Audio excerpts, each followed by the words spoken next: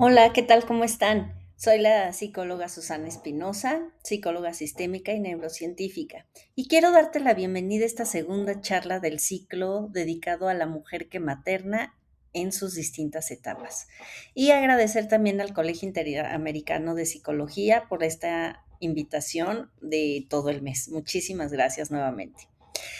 Bueno, vamos a recordar rápidamente. En la primera conferencia hablamos sobre la mujer que gesta.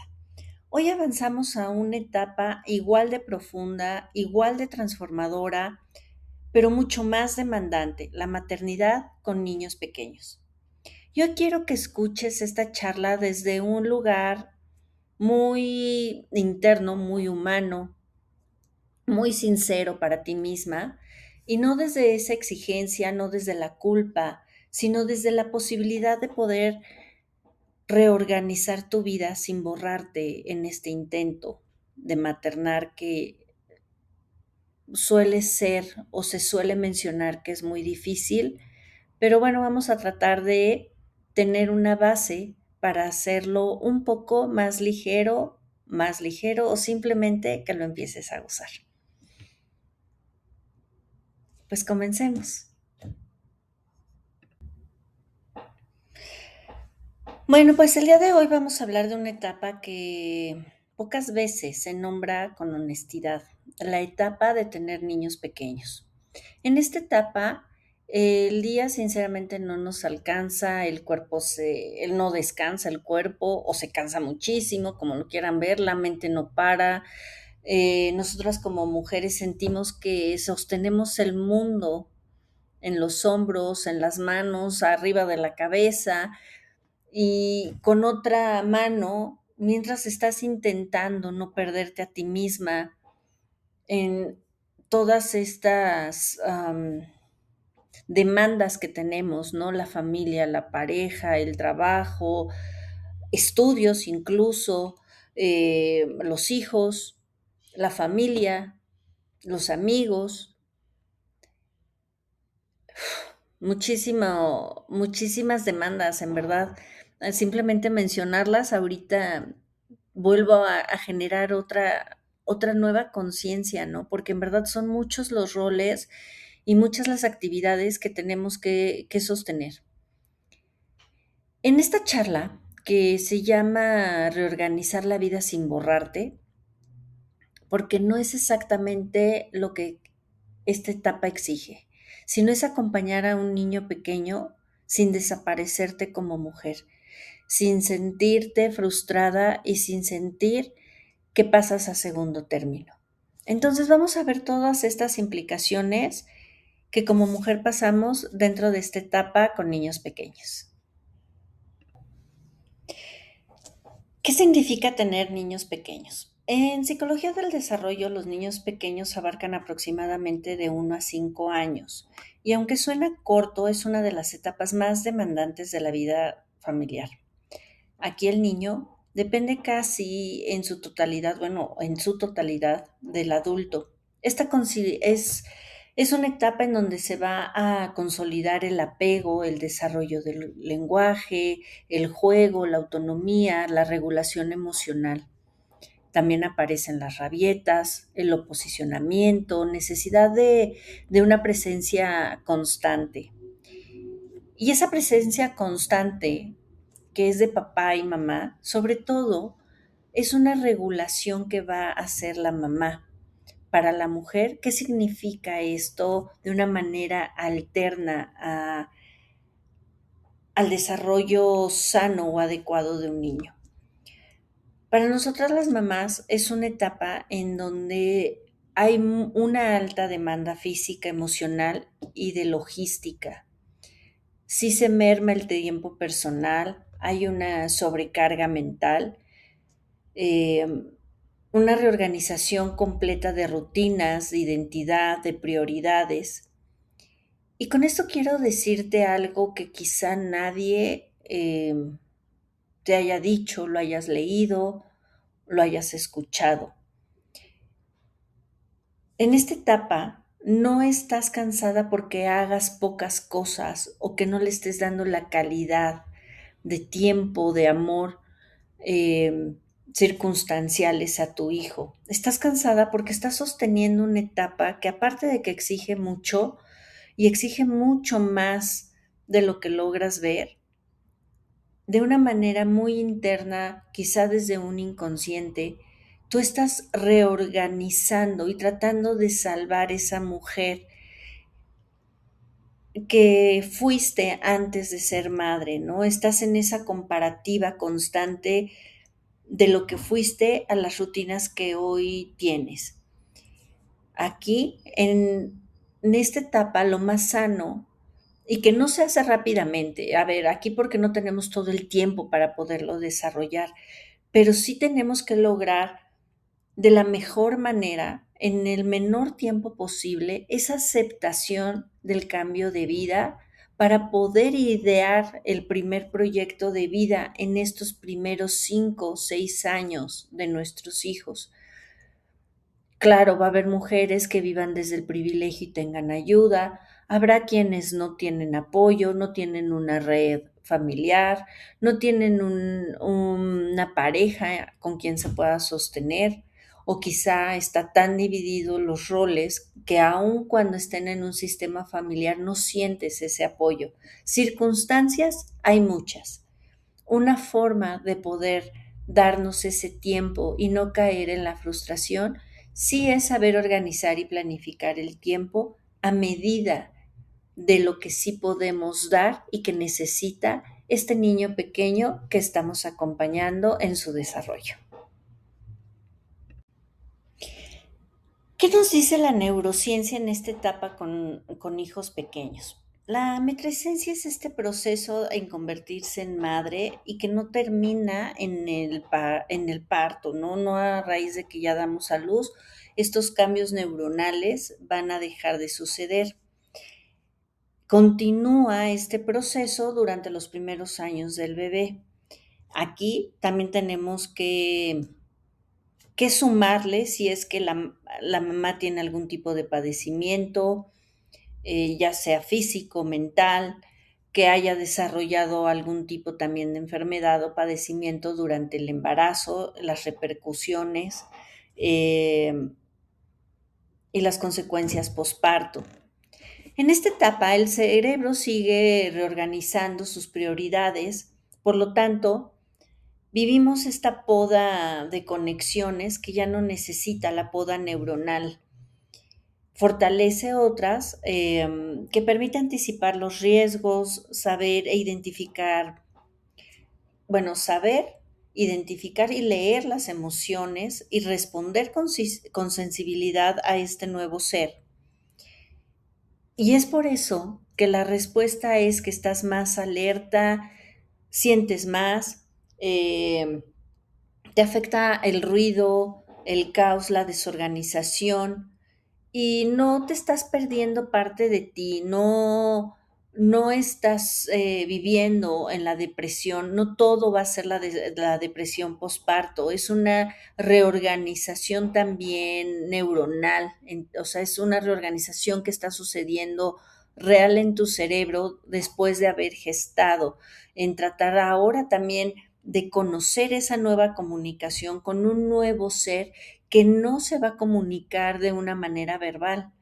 Entonces tienes que conocer esos procesos para poder cubrir esas necesidades, al igual que las tuyas y que el resto de la familia. Por lo tanto, aquí quiero que entiendas, tu cerebro está creciendo para sostener lo que más amas, que es este nuevo ser y bueno, pues también tu vida. La neurociencia y el puerperio prolongado. El puerperio es lo que conocemos como cuarentena.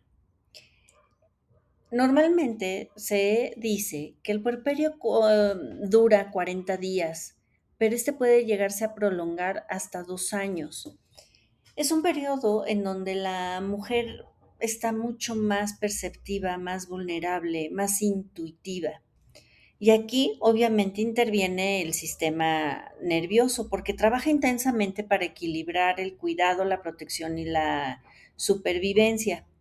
Por eso es que puedes llegarte a sentir más sensible al ruido, estar más cansada, más dispersa Y eso no te hace débil, eso no te hace poco organizada, simplemente es que tu sistema nervioso está afinándose para cuidar una nueva vida.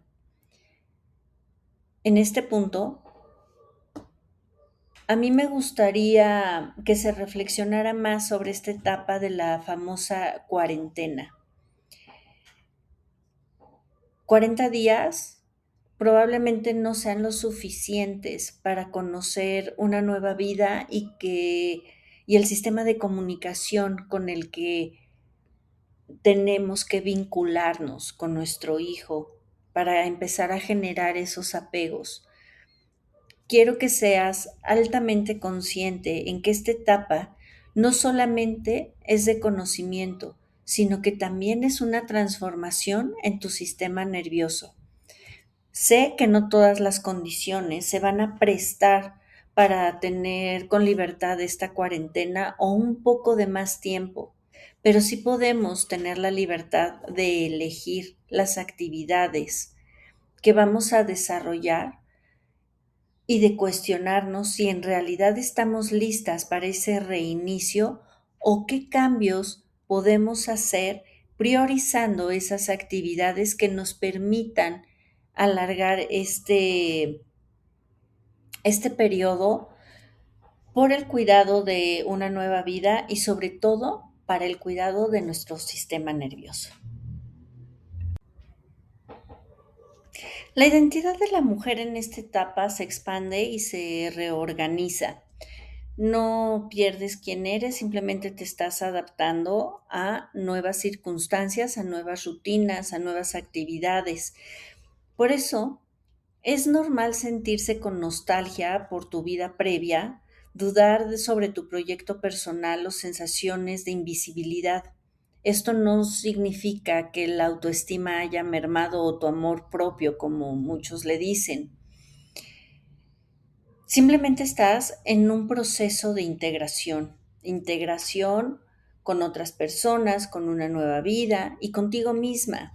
La maternidad no borra tu historia ni tus otras partes, la profesional, la creativa, la social, la afectiva. Solamente si está haciendo un movimiento temporal ante las circunstancias.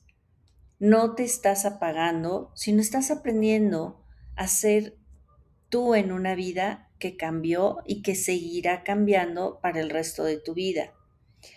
Y esto lo expreso para no para que sientan temor, sino para que reconozcan ese cambio que es tan importante y cómo tenemos que ir siendo adaptativas ante los otros aspectos de nuestra vida para poderlos incluir en medida, en tiempo y circunstancialmente como vamos progresando en cada una de estas etapas.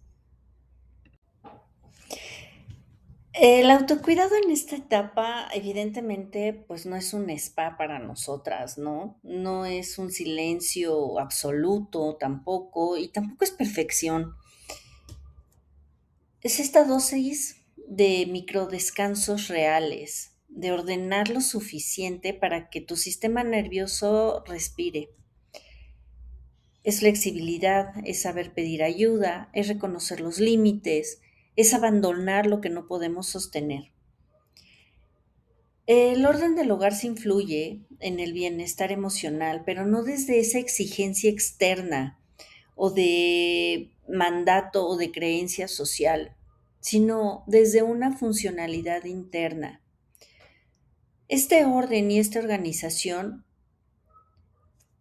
aparte de que nos hace sentir como una tranquilidad, evidentemente es ese orden reflejado de lo que sí estamos pudiendo sostener. Es por eso que lejos de esta creencia de que no te importe que la casa esté desordenada,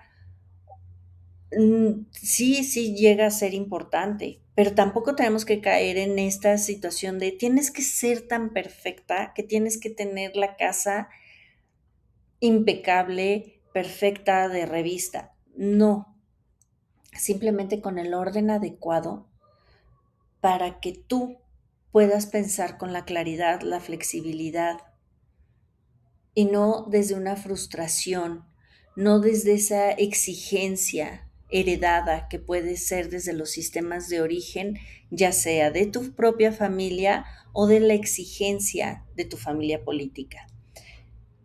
En esta etapa no necesitas hacerlo perfecto, necesitas hacerlo posiblemente humano y sostenible para ti y para este nuevo sistema que tú estás sosteniendo, que tú estás construyendo y que tú estás caminando como pilar de un hogar.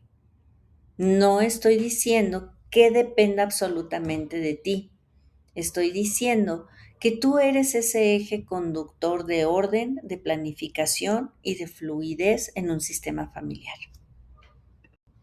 Trabajar y vida cotidiana. Bueno, llegamos al momento, como en cada charla, que para mí es muy importante confirmar esta parte de que no estoy hablando nada más desde una situación ideal o de privilegio o teórica. Conozco y soy empática ante las diferentes circunstancias que llegamos a tener las mujeres en nuestro maternar o en nuestras circunstancias de vida, ¿no? No todas las familias se constituyen basadas en una pareja y más hijos. Hay jefas de familia, hay matrimonios que no apoyan y que ya tienen una distancia, hay violencias. O sea, cada uno de los sistemas familiares tiene circunstancias diferentes, pero evidentemente, bueno, vamos a manejar, al menos yo intento manejar los temas desde una neutralidad en donde estos consejos, esta información, cuando llega a ser científica, estadística, bueno, hable de ese grosor para mostrar las posibilidades y la esperanza de que sí podemos hacer las cosas diferentes y no en cómo hemos pasado la educación de generación en generación por creencias sin habernos cuestionado. Este es uno de mis fines importantes para dar espacio a este tipo de charlas. Dicho esto y haciendo este recordatorio de que soy empática a toda esta diversidad de circunstancias que existen, bueno, pues vamos a continuar con el tema de trabajo, ¿no? Trabajo y vida cotidiana. Es importante mencionar que si trabajas fuera de casa, tus rutinas tienen que ser mucho más claras, mucho más específicas, ahí quizás sí un poco negociables, con una corresponsabilidad real y evitar esta doble jornada invisible porque tengo que salir a trabajar, entonces tengo que pagar esta jornada en casa para no sentir culpa, para tratar de equilibrar mi vida profesional con la vida de mujer. Esa expectativa, esa creencia, sinceramente, es muy, muy dolorosa para quien la vive de esa manera. Es muy demandante. Entonces aquí, bueno, evidentemente tenemos que saber elegir hasta dónde, con qué y qué vamos a desarrollar y a priorizar en esta etapa de vida. Si tú trabajas desde casa, bueno, ninguna de las circunstancias sinceramente son sencillas, porque también trabajar desde casa pareciera que es más cómodo, sí, no lo voy a negar, sí es más cómodo, pero tiene otra demanda que es terrible, porque estás todo el día en el mismo espacio, pero tienes como muchas actividades dentro de un mismo espacio en donde nos habían hecho la creencia de que la casa es el lugar en donde llegamos a relajarnos. Y aquí se abre un conflicto familiar importante. Vamos a pensar en una pareja heterosexual que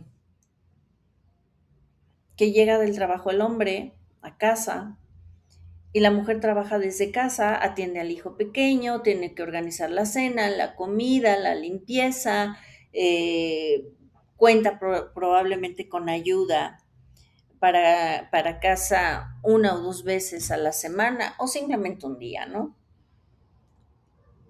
A cada lugar que tú voltees vas a estar viendo una necesidad que tienes que cubrir y que te queda muy poco tiempo y aparte tienes que avanzar en tu área profesional. Puede ser cómodo, pero no tienes la tranquilidad de vivirte en un hogar, porque siempre vas a tener esa presión de una demanda de algo que te faltó hacer y que no cubriste. Y es como estar trabajando siempre sobre pendientes. Entonces también ahí es cuántas horas voy a dedicar al día para mi vida profesional y cuántas a mi familia y a esta vida cotidiana y hasta donde pueda alcanzar. Y aquí sí es involucrar a la pareja, a la ayuda y organizar muy bien estas rutinas para que puedas tener un momento en donde digas, ahora sí puedo vivir este hogar con libertad, porque si no, evidentemente a los 2, 3 años vamos a estar embotados y lo que tendríamos que sentir de nuestro hogar lo vamos a estar, pues, no sé, rechazando, ¿no? Por decirlo de una manera, pues, más amable. También existe esta otra manera en que si dejas de trabajar, pero tienes que estar al 100% a cargo de pequeño, bueno, de los pequeños y que no tienes ni siquiera pequeños proyectos. Aquí quiero hablar de algo que a mí en lo personal no me gusta, porque socialmente creo que es devaluatorio. En este caso es a lo que llaman las mantenidas. Híjole, para mí es muy difícil ver la vida en donde eres una mantenida.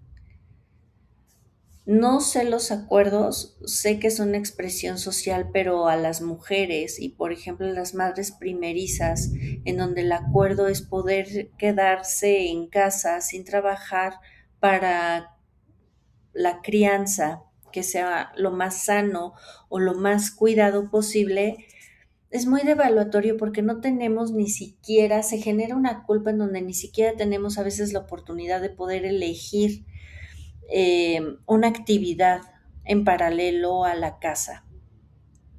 Limita mucho las actividades personales y aumenta mucho la presión del cuidado de los hijos y el control de una vida cotidiana en cuidado en relación al hogar. Creo que estas frases, cuando se tiene esta oportunidad, que puede ser de privilegio, también puede llegar a hundir mucho la parte de una mujer y parte de su autoestima, porque el no sentir que se tiene el derecho, esto lo veo mucho en el consultorio, que no se tiene derecho a desarrollarse de una manera profesional o de poder tener la posibilidad de aprender algo que también nos va a ayudar para la crianza o para el hogar, le quita y le resta valor a la mujer y al esfuerzo que está haciendo de sostener de una manera equilibrada una familia. La clave no es la cantidad o el porcentaje de productividad que tenemos en esta etapa. La clave, y todo tiene que ser pensado para tener un bienestar. Y aquí es cuando yo les recomiendo o les comento, tu valor no depende de cuántas tareas completadas al día tengas, sino cómo vas a sostenerte en medio de tanta demanda, de tantas etiquetas, de tantas obligaciones y sentirte en bienestar y satisfecha contigo misma.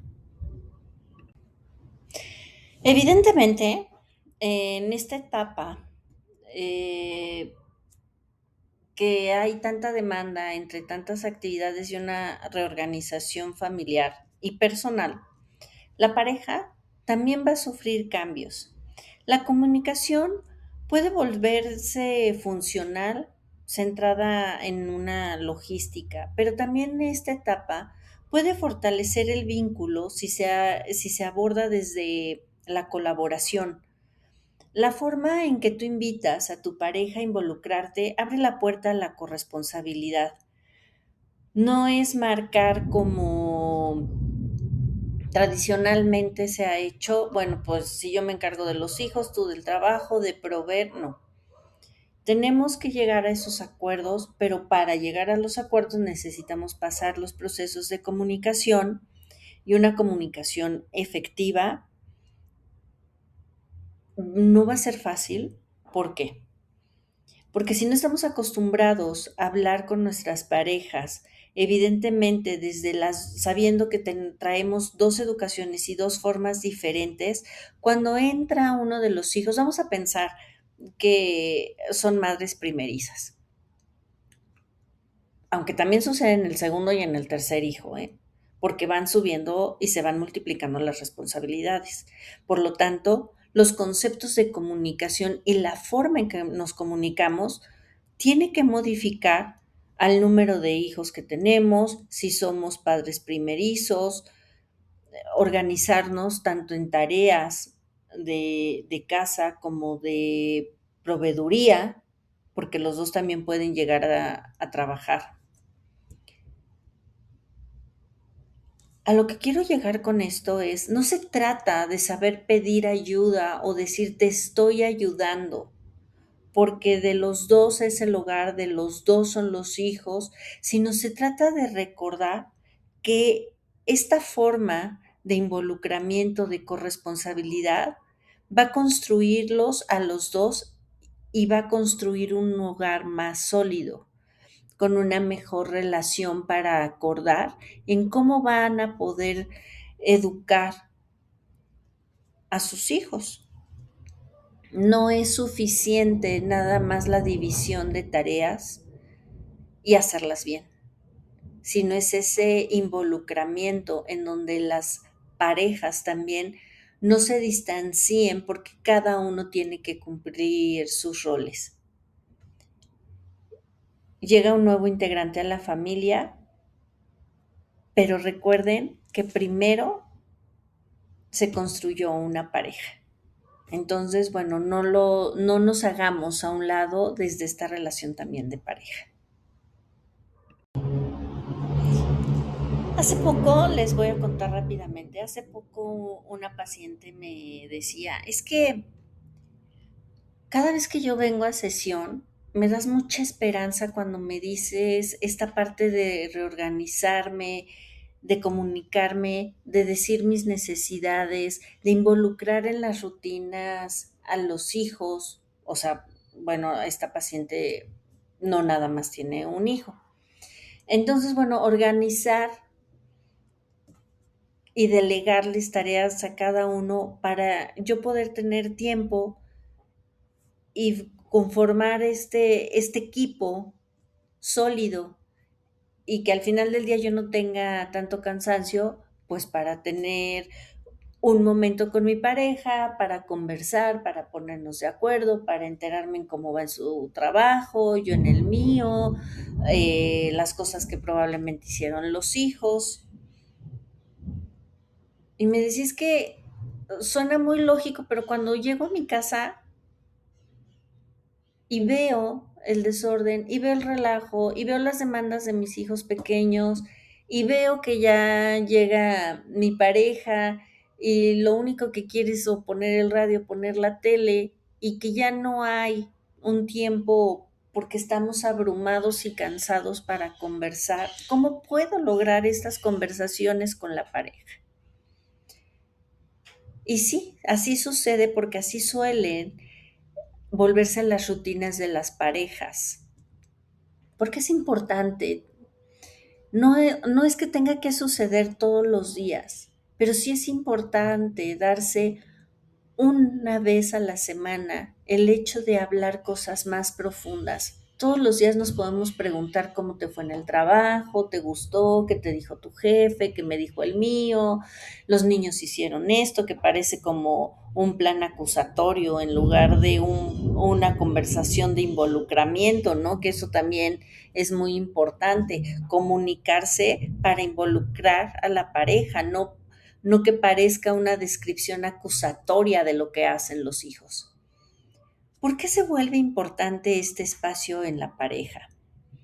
Porque es como vamos a sostener a la familia, es como después también a un futuro inmediato o mediano o de largo plazo no vamos a generar esta distancia, esta barrera entre la pareja y que después vamos a estar lamentando, haciéndonos nuevamente a una estadística social de infidelidad, de maltrato, o sea, muchos actores, porque no tienen que ser esos dos, son de los más fuertes que presenta una pareja en sesiones de terapia, sí, pero no significa que sean las únicas.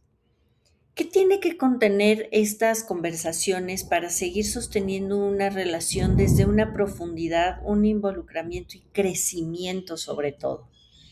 Hablar de lo que necesita cada uno de ustedes, de sus temores, porque el hecho de que veamos la vida tan sencilla en que se van a trabajar cada uno de ustedes o uno se quede en casa, como sea su organización familiar, evidentemente no hablamos de estos temores. Siento que no lo estoy haciendo bien, siento que no estoy rindiendo, estoy tan cansada que me estoy equivocando mucho en mi trabajo. Y lo único que aprendemos es a sostener nuestras propias condiciones pensando que depende nada más de uno porque son eventos personales y no los compartimos.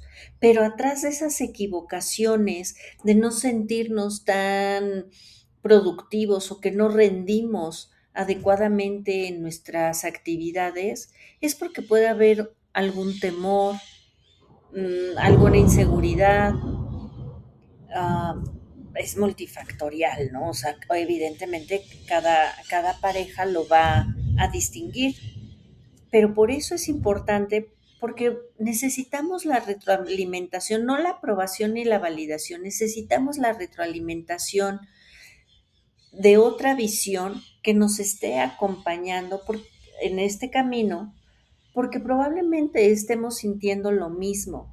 ¿Qué roles debemos cumplir? ¿En dónde podemos, pues, no echarle tantas ganas, aflojar un poco? ¿Qué, qué podemos dejar de hacer que realmente ahorita no compete al tipo de familia que deseamos ser o que podemos ser? Las expectativas. Oye, que si me dijo mi suegra, o que si me dijo mi mamá, o que si me está diciendo tu hermana, qué sé yo, porque sí sucede. No es hablarla desde este campo de batalla, porque es tu familia, entonces tú me la pagas, porque yo tengo que ser educada con tu familia o viceversa. No se trata de establecer ese campo de batalla, se trata de hablar desde cómo nos vamos a organizar, cuáles van a ser nuestros valores, nuestras prioridades, mm, cómo podríamos integrar a las familias, pero sin que sean absorbentes, qué límites les podemos poner, tener la confianza de decir, mira, sé que pues mi suegra lo hace desde una muy buena intención, pero parece que me está, porque las suegras luego son así, la verdad, me está haciendo ver lo excelente madre que fue, o tu propia mamá. ¿Cómo podemos ayudar en estas conversaciones de pareja a mermar esos miedos, a darle lugar a la pareja, a, a que también, por ejemplo, el hombre aquí tiene su proceso muy propio, pero también cuando ya son padres de familia pasa, ¿no? Esa preocupación por hacerlo bien, y luego se fugan y luego vienen unos vicios porque es un compromiso muy grande por los parámetros o expectativas que existen de ellos mismos y de las condiciones que deben ofrecer. Aquí es cuando yo concluyo que hablar desde la verdad une más que hablar desde el cansancio o la exigencia. En relación con la sociedad, bueno, la verdad es que estos temas a mí me encantan porque aparte de que hay mucho material, hay como se dice coloquialmente, hay mucha tela que cortar. Y más cuando se trata de presión social, más cuando se trata de creencias, más cuando se trata de una competencia invisible, de demostración de lo que tenemos que ser y el valor que tenemos, pensando que así nos va a colocar en un mejor lugar. Muchas mujeres sienten que su mundo se detuvo mientras el mundo sigue avanzando cuando tenemos niños pequeños, recordemos. Crear un niño pequeño es una de las tareas más complejas y trascendentes que existen en este mundo. Crear a un hijo pequeño es mostrarle, es enseñarle, es diseñar estrategias en cómo deseamos que él vea el mundo. No podemos negar hechos que son realidad como la inseguridad, a veces la maldad, los desafíos, pero a un niño pequeño no le podemos mostrar eso de manera inmediata, en donde él ya tenga miedo a cada paso. A ver, y recordemos, sé que hay circunstancias en que los niños, incluso siendo bebés y que no se pueden comunicar, reciben también ese maltrato, reciben esa parte oscura del mundo. No nos estamos cegando y pensando que todo es felicidad en estos temas. Pero de ahí es la importancia en cómo con la paciencia de poder educar o llevar la crianza de un niño pequeño va a formar el cómo también va a ver el mundo. Podemos estar en un mundo lleno de caos. Entonces, el planteamiento sería, ¿qué acciones tengo que empezar a hacer para salir yo de ese caos y poderle dar otra visión a mi hijo? No pertenecemos. No en todas las condiciones vamos a pertenecer en lo que conocemos o limitarnos a que eso deba de ser para nosotros y todas las generaciones. No siempre es así. A veces es difícil poder llegar a esas historias y darles este acompañamiento y estas opciones para que ellos elijan con los recursos y condiciones que tienen. La comunidad y los espacios de acompañamiento evidentemente nos van a ayudar a reducir la culpa, el aislamiento, la presión, condiciones que nos pueden llevar al maltrato, a la violencia, a circunstancias en donde en lugar de buscar esta parte positiva, vamos a reforzar las ideas y los mensajes inadecuados. Mucho de estos pensamientos desde un lugar estándar como el que hemos estado tratando de hablar, englobando una circunstancia global, nos dice que la mujer no debe sentir que se quede atrás, en donde se deba de conformar con sus circunstancias de vida. Y porque no pueda cambiar las cosas, no pueda hacer cosas diferentes. Con relación a la sociedad en donde hay tanta presión a las mujeres por ser madres perfectas, en donde incluso esa presión empieza en las familias, con las hermanas, con las tías, con las suegras, con las madres, en donde siempre tienes que hacer más de lo que lo hizo la generación anterior, y que es el medio de echar hacia adelante a una familia para motivar, pues no siempre la verdad se logra esa motivación.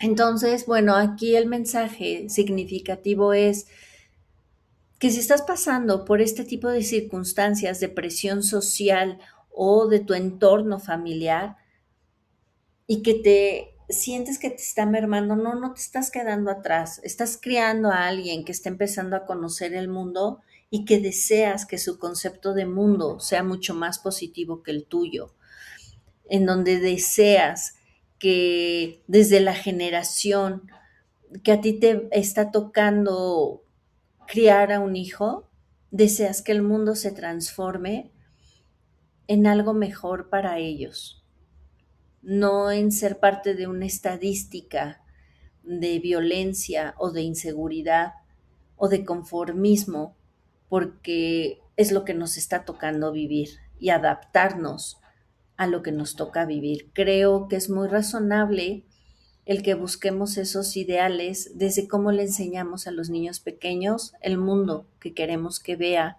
y que queremos que construya. Para lograr esto, de cómo criar con más fluidez a nuestros hijos, pues evidentemente se necesitan rutinas y horarios.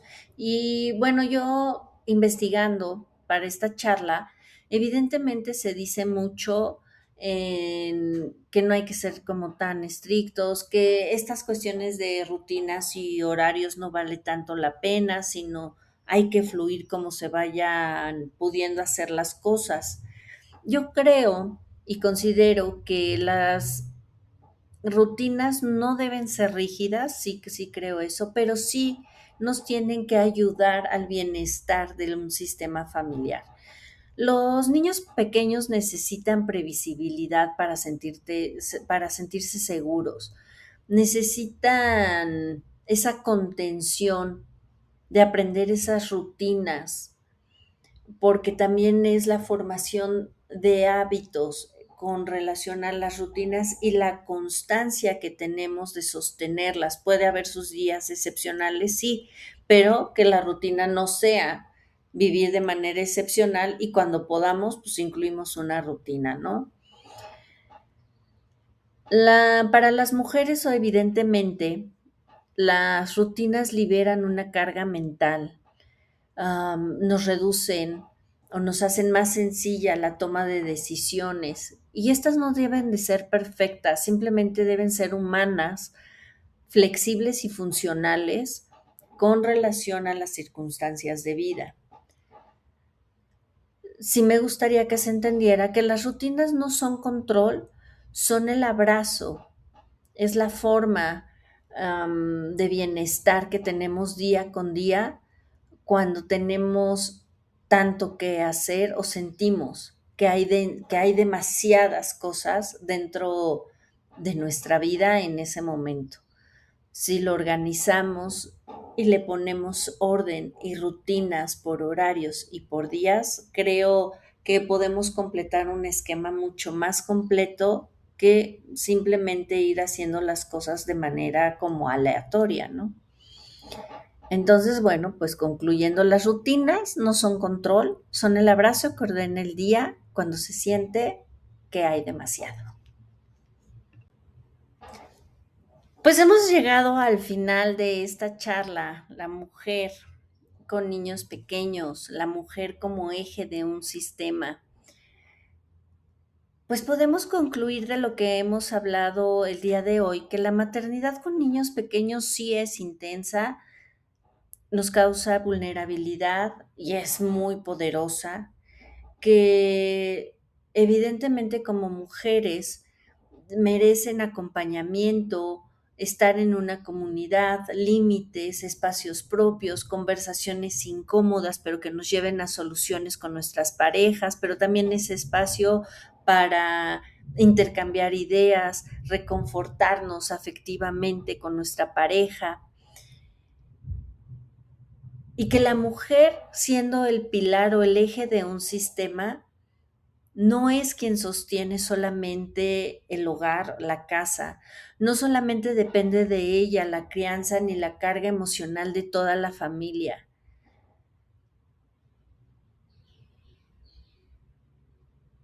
No estamos diciendo que la identidad de la mujer se debe perder, simplemente se debe transformar. Que la maternidad sí se sostiene con vínculos, con límites, con una identidad fortalecida, transformada, que te honre a ti misma para que tú puedas dar ese acompañamiento y puedas mostrar y reflejar el mundo que quieres para tus hijos. Tu bienestar, evidentemente, van a ser los ojos de bienestar y de cómo va a aprender tu hijo a llevar ese mundo en estos primeros años. Les quiero agradecer nuevamente que, bueno, pues hayan escuchado y visto esta segunda charla. Eh, por favor, no dejen de escribir sus comentarios, de pedirnos ayuda, de hacernos recomendaciones. Y bueno, pues esperemos hasta la próxima semana para escuchar la charla de mujer y adolescencia. Nos vemos la próxima semana. Hasta luego.